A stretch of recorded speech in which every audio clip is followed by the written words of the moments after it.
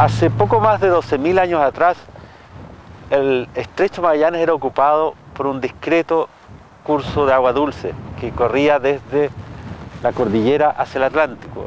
El mar se encontraba mucho más retirado que en la actualidad, a cientos de kilómetros de su costa atlántica actual. De modo que se podía acceder a la Tierra del Fuego, que estaba unida al continente y cuya evidencia actual de ese puente terrestre son las islas Isabel, Marta, Magdalena y Contramaestre. Este estrecho, de una forma bastante singular, ¿no es cierto?, es como una S gigante que viene del Atlántico, baja y se va hacia el Pacífico. Tiene un origen glacial muy reciente. Estos glaciares fueron retrocediendo hacia el Pacífico y sucesivamente el mar fue ocupando los valles dejados por estos, abandonados por estos glaciares, de modo que en la medida que ascendía el nivel del mar, iba ocupando los bajos dejados por el antiguo glaciar. Eso provocó que se unieran las aguas del Pacífico con las del Atlántico y se formara el estrecho Magallanes y separara así el continente de la Tierra del Fuego. Antes de derretirse completamente este gran glacial que formó el estrecho, las primeras bandas de gentes entraron, de seres humanos, llegaron a la Tierra del Fuego. Luego la Tierra del Fuego queda desconectada, ¿ya? Y allá existieron dos grupos que fueron los Haush, que finalmente fueron desplazados más hacia el sur, hasta la península Mitre en Tierra del Fuego, por un grupo mayor, al parecer más fuerte, que fueron los Selknam u Onas, como se conocen hoy.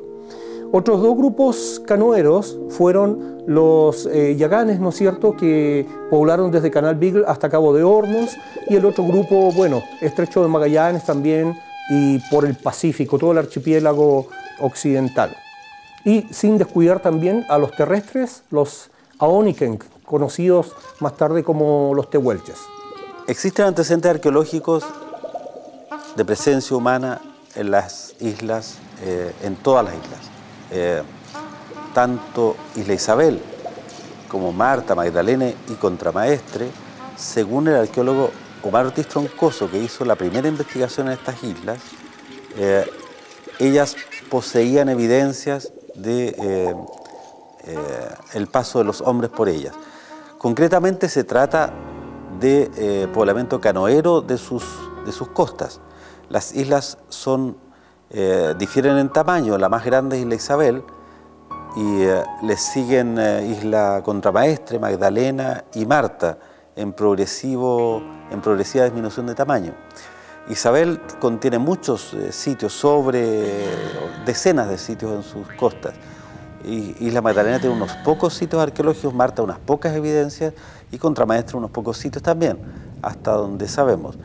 De modo que hay evidencia de sitios arqueológicos de presencia humana en ellas, que debió ser de canoeros, y lo que nos interesa es destacar que estas islas actuaron como un puente de comunicación entre la gente de cazadores terrestres que no navegaban en Tierra del Fuego y cazadores terrestres que no navegaban en el continente. En términos históricos diríamos que los canoeros cahuéscar conectaban a la gente del continente, que eran los tehuelches, patagones, aoniken, con los onas o selknam de Tierra del Fuego. Son los primeros pueblos navegantes en ese sentido, son los primeros pescadores en cierto aspecto, que marca una presencia territorial en todos los aspectos y también tiene una conexión, también unos contactos con otros pueblos.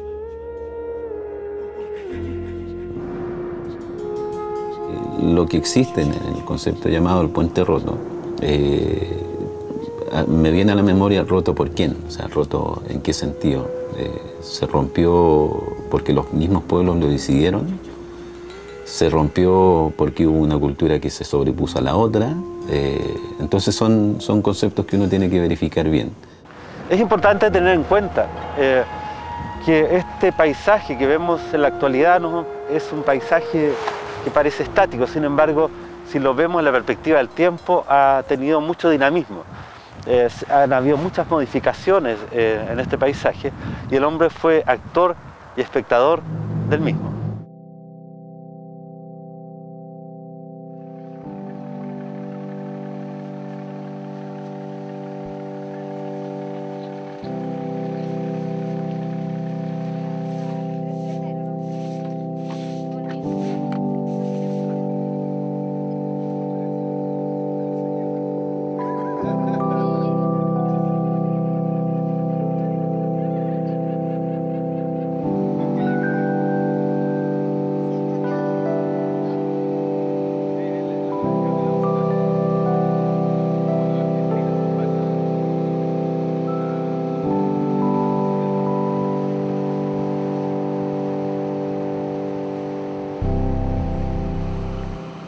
Mi nombre es Rafael Labarca, yo soy arqueólogo, estudié en la Universidad de Chile y actualmente estoy terminando mi doctorado en arqueología en Argentina. Conozco el instituto y trabajo de manera social en el instituto hace aproximadamente unos 6 años atrás, principalmente en investigaciones que han ocurrido en Última Esperanza.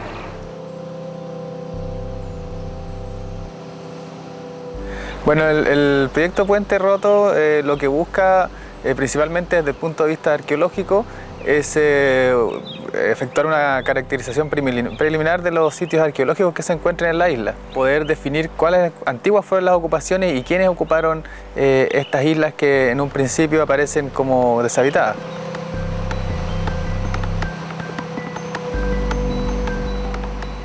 Entonces nuestra intención es justamente revisar las islas en detalle, levantar toda la información arqueológica que se pueda documentar en las mismas islas y posteriormente con esa información realizar algunas excavaciones con el objeto de poder datar y saber la antigüedad de las ocupaciones en estas 3 islas.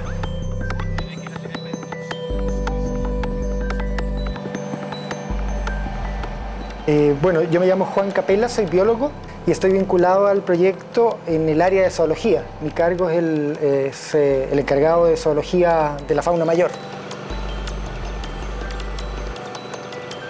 Este proyecto de las islas orientales del Estrecho de Magallanes pretende reconstruir desde el presente una antigua relación que pudo existir entre el hombre que habitó la costa continental de Sudamérica, digamos el extremo austral, con el hombre que habitó la costa marina y el territorio de Tierra del Fuego.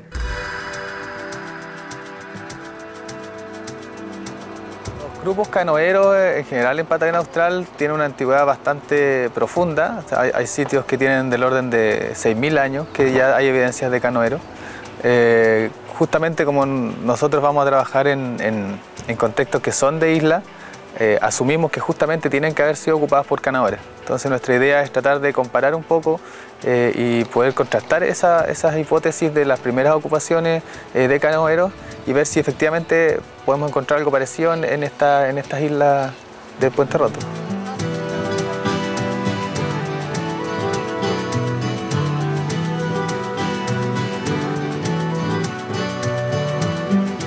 Yo me he dedicado a estudiar la fauna marina, la fauna de mamíferos marinos, y pareciera ser que la característica general para la región es que existe una segregación de este tipo de fauna, digamos, no está homogéneamente distribuida en toda la región, sino que hay ciertos sectores que la concentran, tanto en abundancia como en diversidad.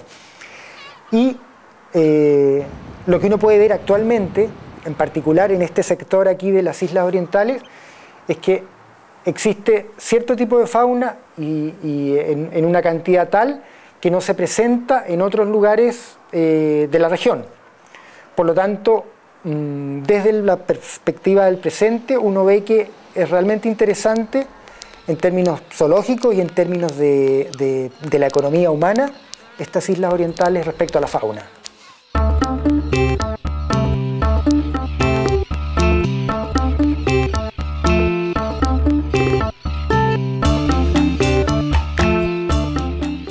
La CONAF tiene presencia hace aproximadamente 2 décadas en la unidad aunque el monumento fue creado como parque nacional en el año 1966.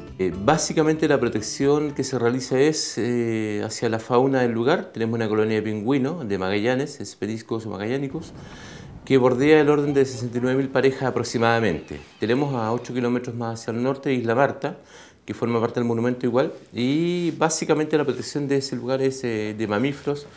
Estamos hablando de lobo fino dos pelos y lobo común. Patrullamos, ¿cierto?, ambas islas, hacemos algunos estudios, trabajos, censos, diferentes actividades y básicamente atención de los turistas que llegan a la unidad.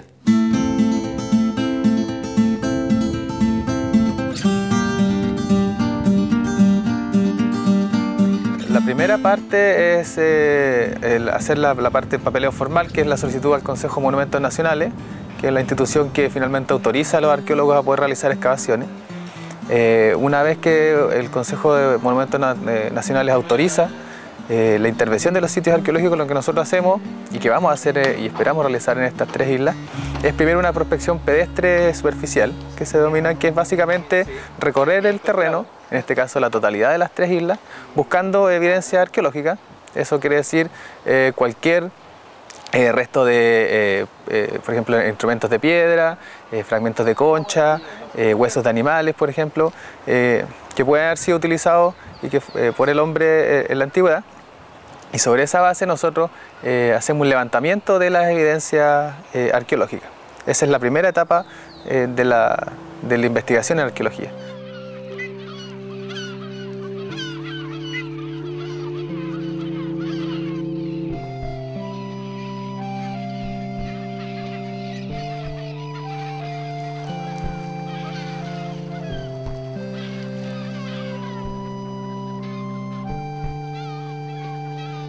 Una vez que ya se tiene esa información y se tiene datos generales respecto al tamaño de los sitios, la extensión de los sitios y en lo posible, por ejemplo, la potencia, o sea, cuán profundos son los sitios, se decide cuáles son los sitios que se excavan. Esa es la segunda parte del proceso de investigación y que también nosotros lo vamos a realizar, esperamos realizarlo en estas tres islas. Y básicamente es sobre la base de excavación de pozos de sondeo, primeramente, que son cuadrículas pequeñitas de 50 centímetros por 50 centímetros, las que tienen por objeto caracterizar de manera general los sitios.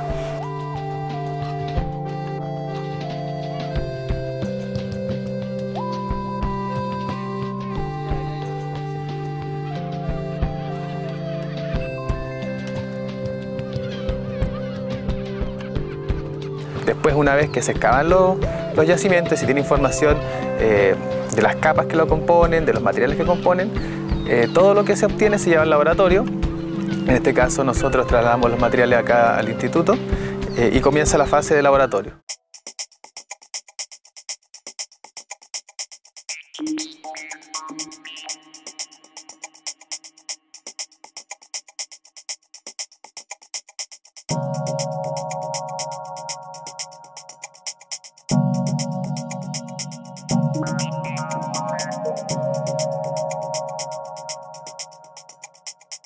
Las personas que dejaron estos rastros, porque al final son como rastros de evidencia de que alguna vez estuvieron, andaban de paso por ahí, por las condiciones del lugar, yo creo que no se quedaban, no había agua dulce, y yo creo que aprovechaban a pasar ahí, a descansar, a estar 1 o 2 noches quizás, aprovechaban de, no sé, de cazar con algún lobo marino, hay harto resto de lobo marino, de hacer sus instrumentos líticos, y de ahí yo creo que partían ya sea hacia otra isla, hacia Tierra del Fuego, o si venían de Tierra del Fuego hacia el continente.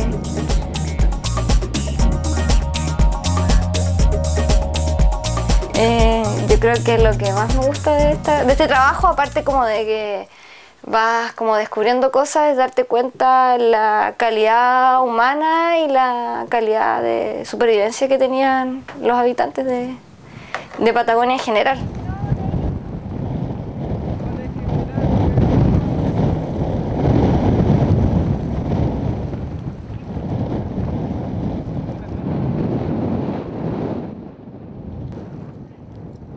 Realizamos una descripción de un yacimiento bastante importante del que tenían antecedentes generales en la isla, y en ese realizamos 2 pozos de sondeo y tenemos material suficiente como para en el fondo realizar una primera caracterización de la arqueología de la isla, que era uno de los propósitos del proyecto también y de la parte de arqueología.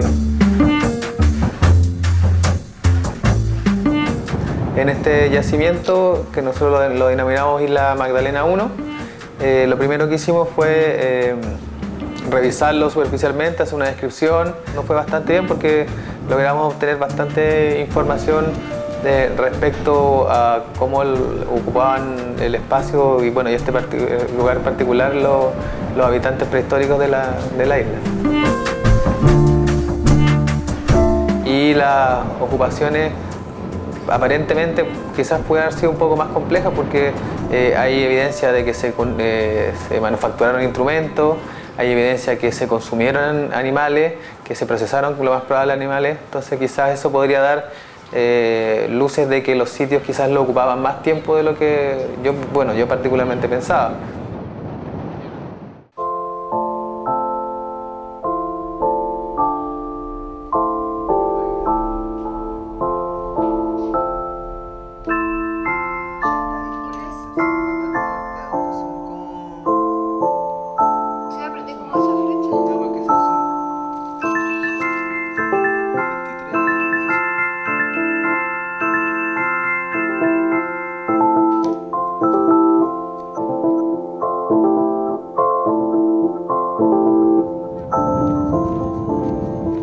Cualquier material que en su momento te demuestre de manera inequívoca que hubo poblamiento o alguien pasó por ahí, es lo que te...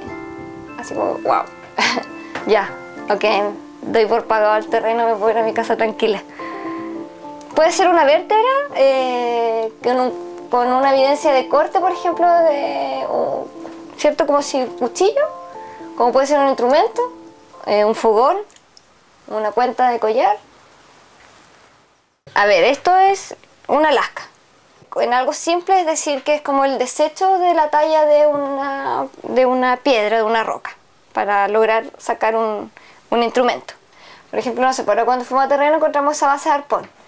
Nunca pensamos encontrar la base de arpón, entonces cuando la encuentras es como, oh, acá está el aliciente para seguir en esto, porque la verdad es que si no, igual después de tantos días o tantos hoyos que vas haciendo, pierdes un poco la motivación.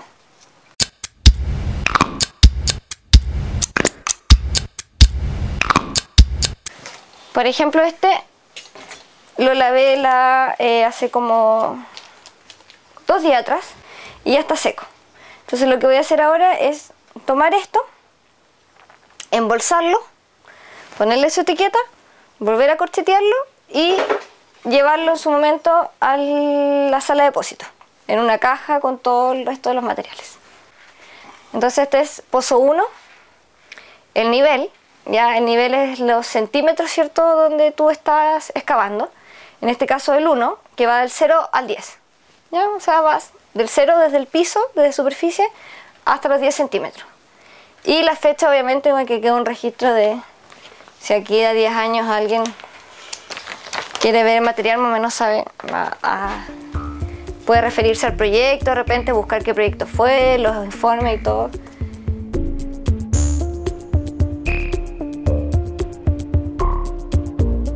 Bueno, lo también importante es que no se trata solamente de un proyecto de arqueología, sino que es un proyecto donde confluyen también otros investigadores, hay biólogos, hay entomólogos. Entonces la idea también no es solamente obtener información arqueológica aislada, sino que también justamente lograr entrelazar la información que los distintos investigadores generen al respecto del proyecto. Nosotros, por ejemplo, es muy importante que los biólogos nos indiquen qué especies de animales hay o qué especies de aves hay para justamente ver si efectivamente esos animales también se encontraron en el pasado, por ejemplo.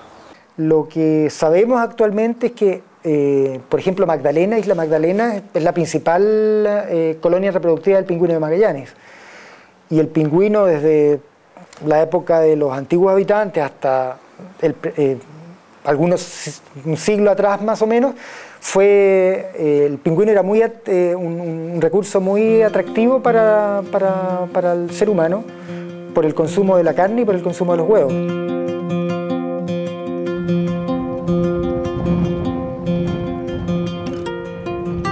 Magdalena es un foco, debió ser un foco de atención si es que lo que vemos actualmente ocurrió hace 500 años o 1000 años.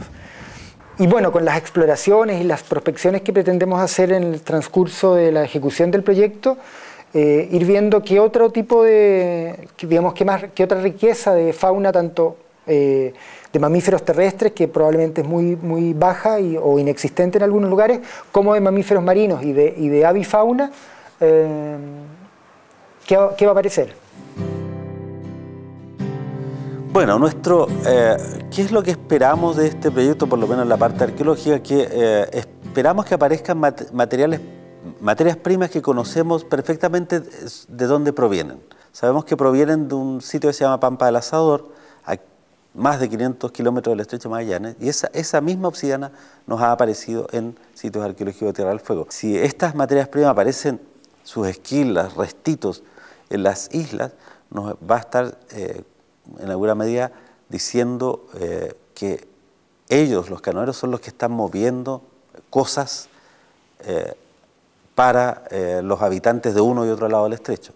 Lo que hoy día se encuentra y lo que se está dando a conocer, digamos, que una cultura de un valor patrimonial inmenso, del cual recién se está develando. O sea, tenemos por un lado Madre de Dios, por ejemplo, tenemos a este lado la isla Magdalena y los islotes adyacentes, que nos están entregando información nueva, ¿ya? Que tenemos que, con esa misma información, es necesario también volver a las comunidades y a los pueblos y a los antiguos conocedores, a los sabios, digamos, que son los que nos pueden deducir, por lo menos para dar una interpretación que nos permita, digamos, estar de acorde en el concepto de cómo difundirlo. Entonces, esos son elementos sumamente importantes, porque la ciencia por la ciencia no tiene sentido. La ciencia interpreta de una manera distinta, pero la ciencia introducida dentro del pensamiento indígena es una cosa que se enriquece, pero enormemente.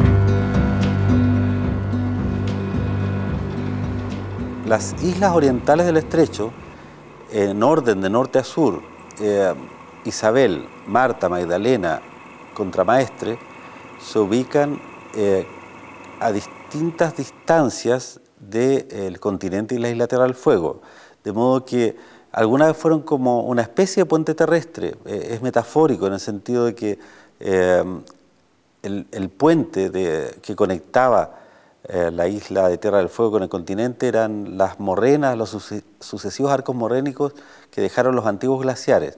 Estas islas formaron parte del puente terrestre que unía el continente con Tierra del Fuego y son un resabio de este. No es que exactamente allí pasaran animales y humanos, por ejemplo, pero son los trozos de tierra que quedan de esa antigua conexión.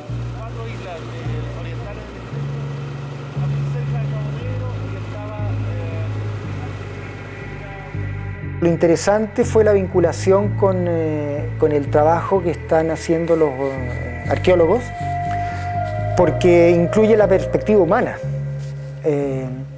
Normalmente mis estudios incluían la perspectiva ecológica o zoológica, pero ahora se incluye esta perspectiva desde el punto de vista de la economía humana y de lo significativo que pudieron ser estas islas para los antiguos habitantes que siempre estaban al límite de la consecución de alimentos.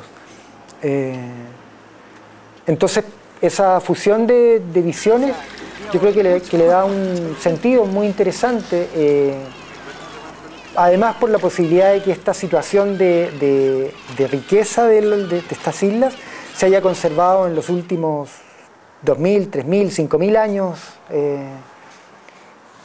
tal como se ve actualmente.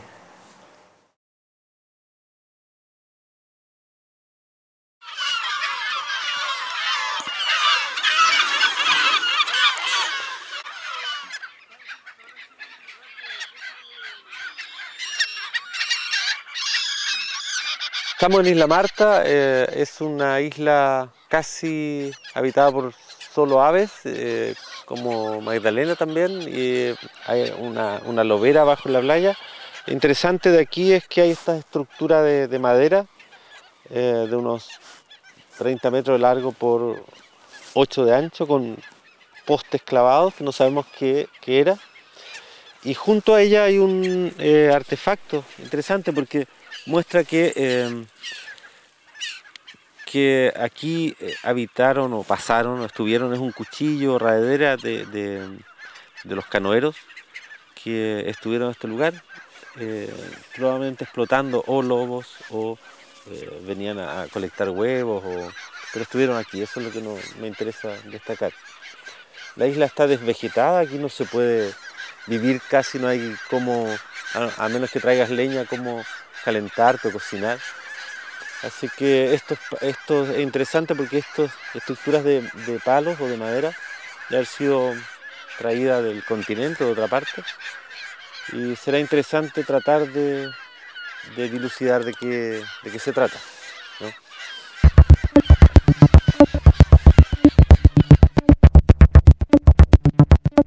Mi nombre es Rodrigo Adaros, soy geofísico. Bueno, aquí estamos en Isla Marta. Al fondo podemos ver Isla Magdalena, un grupo de islas esporádicas del estrecho Magallanes, cercano a Punta Arenas. Lo que se está buscando en este viaje, la verdad, es buscar algún puente que existió en el pasado, donde algunos canoeros usaban este grupo de islas para hacer algún tipo de caza de lobo, de pingüinos o de aves en general. En esta parte de la isla se puede ver un corte esquemático de cómo está formada las distintas capas que tiene esta isla, que en la parte superior vemos que consiste de una grava de distintos tamaños, y a medida que vamos bajando vamos encontrando material mucho más fino, como podemos ver ahí en la base cercana a la línea de playa, línea de costa. Y en general este es una mezcla de distintos tamaños, producto del trabajo que hizo el glaciar en su paso, en su avance y retroceso. La verdad que iba removiendo mucho material, iba removiendo y depositando material, la verdad.